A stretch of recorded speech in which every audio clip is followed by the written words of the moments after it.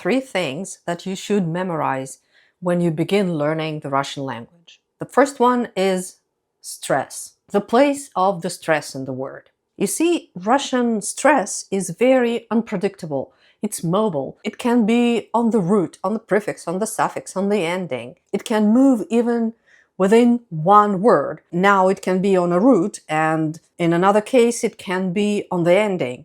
So always memorize the stress. The second thing is gender, the gender of a noun. Yes, usually the gender is regular, and you can tell which gender the word is by looking at the word. But there are so many exceptions, and also you can never tell the gender when the word ends with a soft sign. For example, Slavar ends with R and a soft sign, and it's a he.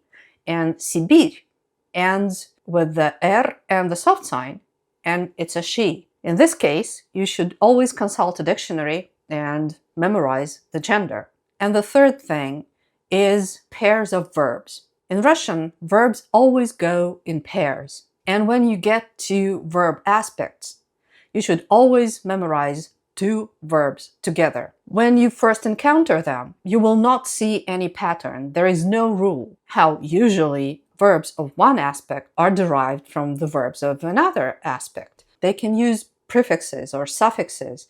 Sometimes it's just the stress, and sometimes it's a change in the root. When you know already, for example, 200 verbs, then you can see some patterns.